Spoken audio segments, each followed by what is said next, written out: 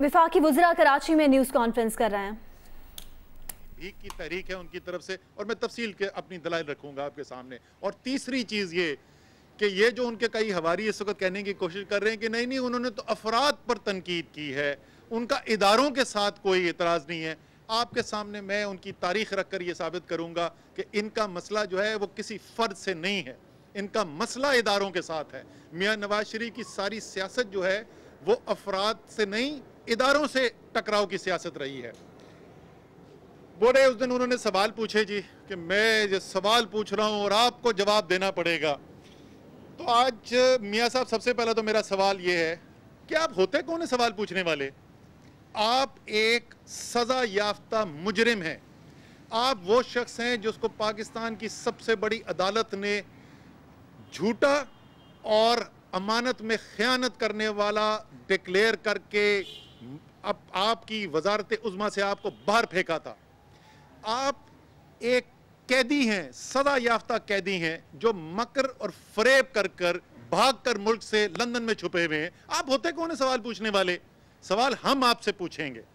और मियाँ साहब, आपके सवालात जो आपसे पूछने हैं उनकी फहरिस्त बड़ी तवील है, लेकिन उनमें से चंद सवालात हम आपसे पूछेंगे। ये जो सारी आपको आजकल जमहूरियत याद आ रही है और ये इदारों का रोल नहीं होना चाहिए, ज़रा ये बताइए मियाँ साहब, आपसे हम सवाल पूछते हैं कि जिस वक्त जनरल जिलानी के बूट चाट रहे थे आप वजारत लेने के लिए पंजाब के अंदर, उस वक्त आपको आइन नहीं नजर आया था? जिस वक्त आप ज़ियाउल हक की गोद में बैठ के पंजाब के वजीर आला बन रहे थे, आपको उस वक्त ख्याल नहीं आया था जमहूरियत का? चलें, आपको शुरू में मौका मिल गया, सियासत में आने का और कोई तरीका नहीं था, आपने हिस्सा ले लिया। लेकिन उसके बाद जिस वक्त आपकी ही पार्टी के वजीर आजम को, मोहम्मद खान जुनेजो को, उसी मिलिट्री डिक्टेटर ने बर्खास्त किया, तो मियाँ साहब आप किसके साथ खड़े हुए थे? क्या आप अपनी जमहूरी पार्टी के साथ खड़े हुए थे या मिलिट्री डिक्टेटर के साथ खड़े हुए थे? मियाँ साहब, आप उस डिक्टेटर के साथ लाहौर एयरपोर्ट पे खड़े होके उस डिक्टेटर से कहलवाते हैं कि नवाज शरीफ का किला मजबूत है। ये ज़ियाउल हक जो हैं, ये आइन की सरबलंदी के लिए बात कर रहे थे या जमहूरियत के लिए बात कर रहे थे? उसके बाद आपकी IGI बन गई, आपने पैसा तक ले लिया। पैसा लेने से आपने गुरेज नहीं किया, इलेक्शन के अंदर धांधली कराई गई, आपने खुशी खुशी वो सारी धांधली कबूल की और आप जो है वजीर आला पंजाब दोबारा बन गए। उसके बाद आप वजीर आजम बने, इसी मुदाखलत के नतीजे में। आपको उस वक्त नहीं नजर आई। चलें, ये पुरानी बातें हुई, चलें हम इनको छोड़ देते हैं। उस वक्त आप नादान थे, अब आप राह रास्त पे आ गए। आपने उसके बाद जाकर चार्टर ऑफ डेमोक्रेसी साइन कर लिया। लेकिन मियाँ साहब, ये क्या हुआ कि चार्टर ऑफ डेमोक्रेसी साइन करने के बाद मुल्क में दोबारा वापस आने के बाद वो मायदा करके जो दस्तखत करके गए थे, जिसके बारे में 8 साल झूठ बोलते रहे कि मायदा नहीं हुआ, आप वापस आए और जो उस वक्त का वजीर आजम था यूसुफ रजा गिलानी, मैं तो हैरान रह गया आपकी बातें सुन के। कमाल, जैसी मुनाफकत आप करते हैं तो पाकिस्तान की तारीख में शायद किसी ने न की हो। आपको यूसुफ रजा गिलानी का दुख हो रहा था कि उनके साथ बड़ा जुल्म किया गया। मियाँ साहब, आप थे वो पिटिशनर, काला कोट पहन के सुप्रीम कोर्ट में आप पहुंच गए थे उसी यूसुफ रजा गिलानी के खिलाफ। आप उस वक्त भी नहीं समझ में आए, चलें उसके बाद आप समझ में आ गई होगी आपको। उसके बाद आपकी सियासत से आपको फारिग कर दिया गया, सुप्रीम कोर्ट ने कर दिया। आपने सारे पंजाब के अंदर, बाकी तो आप उसके अलावा मुल्क की सियासत को ज़्यादा करते नहीं है, पंजाब के अंदर आप जलसे करते फिरे, मुझे क्यों निकाला, मुझे क्यों निकाला, मुझे क्यों निकाला। और किसके खिलाफ आपको कर रहे थे वो कौन था? वो यही आर्मी चीफ थे, ये कोई नए आर्मी चीफ नहीं आए हैं। लेकिन मियाँ साहब, ये क्या हुआ कि पिछले साल जब उसी आर्मी चीफ की एक्सटेंशन का बिल आया असेंबली के अंदर, तो मियाँ साहब आपने अपनी पार्टी के मेंबरान को कहा कि वोट डालो जाकर। इसी जनरल कमर बाजवा की एक्सटेंशन के ऊपर अगर उन्होंने इतने बड़े बड़े जुल्म किए थे, जिसका आप परसों दुआई दे रहे थे लंदन में बैठ के गुजरांवाला के अवाम के सामने, तो वो वोट क्यों डाला? अच्छा चलें, उसके बाद फिर गलती हो गई जी, हम फिर माफ़ कर देते हैं आपको, फिर आप अभी भी नहीं आप सीखे थे। उसके बाद मियाँ साहब, ये जो 2 महीने पहले तक आपकी पार्टी के लोग NRO मांगते फिर रहे थे, मैं तो उन मीटिंग में होता था मियाँ साहब, मुझे तो पता है आपके कौन कौन लीडर, आपका भाई, आपके लीडरान कौन आते थे उन मुलाकातों करने के लिए, वो क्यों बैठते थे वहाँ पर? आप कहते हैं कि फौज की मुदाखलत नहीं होनी चाहिए, बिल्कुल सियासत में मुदाखलत नहीं होनी चाहिए। मियाँ साहब, क्या हुकूमतों को कोई ज़रूरत होती है छुप कर मिलने की? क्या हमें कोई आइन में कोई चीज़ रोकती है फौज के साथ बात करने के लिए? ये बताएं, आपके कारिंदे क्यों आते थे? وہ آپ کے لیے NRO لینے کے لیے آتے تھے, وہ اپنے لیے NRO لینے کے لیے آتے تھے. چلیں جی, پھر بھی آپ کو نہیں اس وقت تک پتہ چلا. اس کے بعد جب آپ کی وہ جو بلیک میلنگ کیا آپ نے, وہ بلیک میلنگ بھی ناکام ہو گئی, ادھر فیٹف کے قانون بھی پاس ہو گئے, تو پھر آپ نے ایک ایلچی بھیجا اسی آرمی چیف کے پاس جس کو آپ کہہ رہے ہیں کہ اتنا بڑا اس نے پاکستان کی جمہوریت کے ساتھ ظلم کیا ہے. یہ پچھلے دہائی کی بات نہیں, یہ پچھلے سال کی بات نہیں, یہ پچھلے چند ہفتوں کی بات ہے. اور وہ جو ہے وہ آپ کے ایلچی ہمیں بتاتے ہیں کہ وہ جی میرے پرانے دوست تھے, تو میں ان کے پاس لوڈو کھیلنے گیا تھا, اور لوڈو کھیلنے میں اتنا مزہ آیا کہ ایک ہفتے بعد پھر لوڈو کھیلنے پہنچ گئے,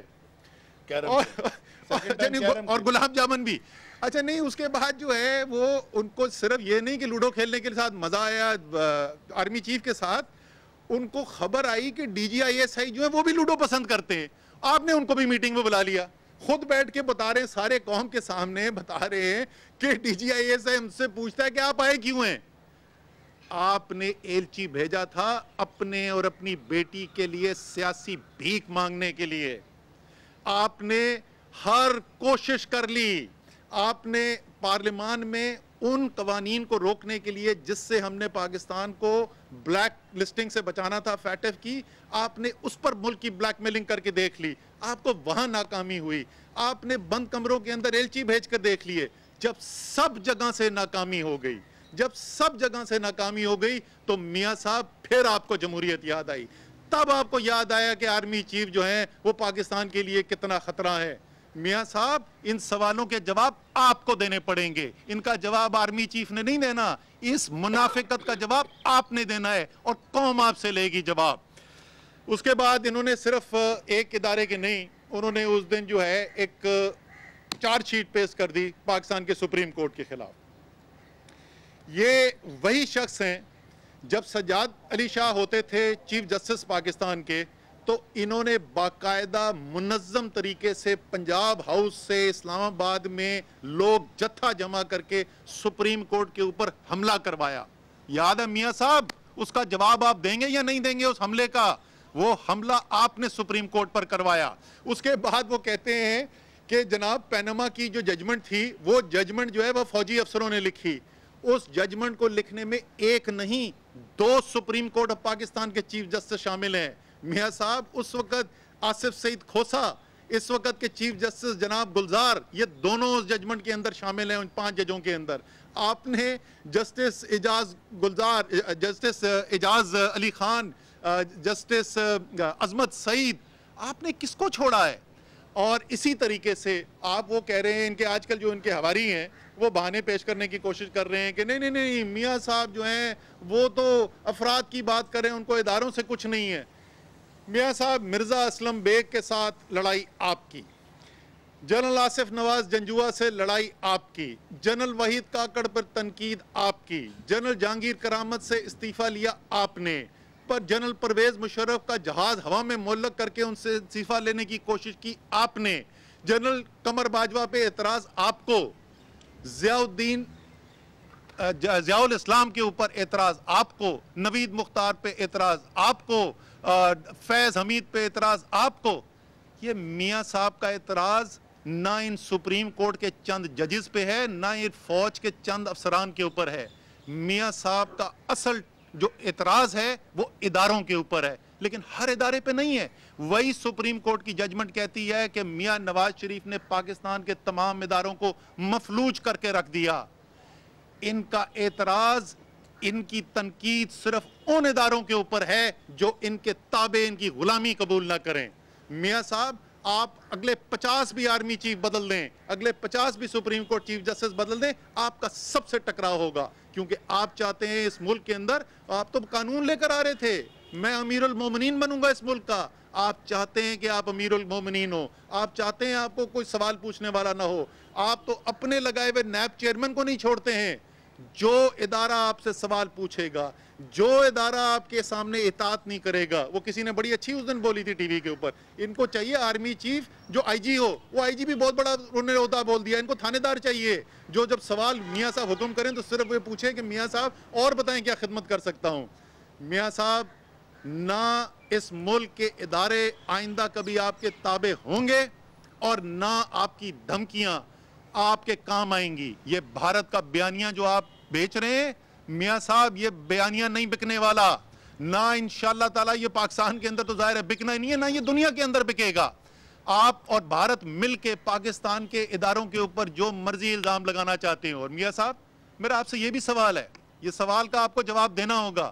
یہ آپ اتنے دلیر آدمی ہیں، بھاگ کے چھپ کے لندن کے اندر بیٹھے ہوئے، لیکن چلیں پھر بھی آپ اپنے آپ کو سمجھتے ہیں بڑے دلیر ہوں. ایسے ایسے کر کے کل تقریر کر رہے تھے پرسوں. آپ پاکستان کے اداروں کو تو چھوڑتے نہیں ہیں. میاں صاحب آپ کے منہ سے کلبھوشن یادو کا نام کیوں نہیں نکلتا؟ میاں صاحب آپ کو نہیں نظر آیا بھارت کے اندر آر ایس ایس نے مسلمانوں کے ساتھ کیا کی ہے؟ آپ کی زبان کیوں لڑکھڑاتی ہے؟ میاں صاحب نریندر مودی نے جو کشمیر کے ساتھ کیا ہے دنیا بول پڑی ہے اس کے اوپر. آپ کی آواز سے ہم نے کبھی نہیں سنا، آپ کی زبان سے ہم نے کبھی نہیں سنا. میاں صاحب بھارت کی تنقید آپ کی زبان پر کیوں نہیں آتی؟ اپنے اداروں کے اوپر اتنی دلیری سے آپ تنقید کرتے ہیں، بھارت پہ تنقید کیوں نہیں کرتے؟ بغیر ویزا کے سجن جندال آپ کے گھر کیوں جاتا ہے؟ نریندر مودی کو آپ کے گھر کیوں بلایا جاتا ہے؟ مسلمانوں کا قاتل، 5000 مسلمانوں کا قتل تو صرف گجرات میں کرایا، آپ کے گھر کیوں جاتا ہے؟ ان کا جواب دینا پڑے گا. میاں صاحب آپ کا سوال پوچھنے کے بعد گزر چکے ہیں، اب آپ کے جواب دینے کے وقت ہیں. آخر میں صرف جی ایک چیز کے اوپر ختم کروں گا، اختتام کروں گا، اور وہ ایک اور عجیب و غریب صورتحال ہے. ہم نے تو ہمیشہ سنا تھا کہ پاکستان کے اندر، ہمارے معاشرے کے اندر، ہماری ثقافت کے اندر نانی ایک بڑے احترام کا رشتہ ہوتا ہے. کیا وزیر اعظم نے کوئی غلط بات کی؟ کیا وہ نانی نہیں ہے؟ کیا نانی کسی کو بولنا کوئی ہماری ثقافت میں برا سمجھا جاتا ہے؟ ایک طوفان کھڑا ہوا ہے، لیکن یہ جو سارے طوفان کھڑا کر رہے ہیں ان سے میں پوچھنا چاہتا ہوں کہ اسی جلسے کے اندر جو بلاول زرداری نے زبان استعمال کی وزیر اعظم کی وائف کے بارے میں، کیا آپ کو وہ سنائی نہیں دی؟ یہ تمام جو اتنے بڑے بڑے لبرل شاہکار ہیں ان کو وہ آواز سنائی نہیں دی؟ یہ ابھی بھی وقت ہے، رک جائیں. ایسا نہ ہو کہ کسی کے گھر کا کوئی فرد محفوظ نہ رہے. آئندہ ایسی آپ سوچ سمجھ کے کیجئے گا. آپ کے بھی گھر کے افراد ہیں اور ہم انشاءاللہ تعالیٰ کبھی بھی آپ کے لیول پر نہیں اتریں گے، لیکن پاکستان کے اندر بہت سارے دیکھنے والے ہیں جو شاید آپ کو معاف نہ کریں. آخری اس بات کے بعد میں علی جدید صاحب سے ریکویسٹ کروں گا جی.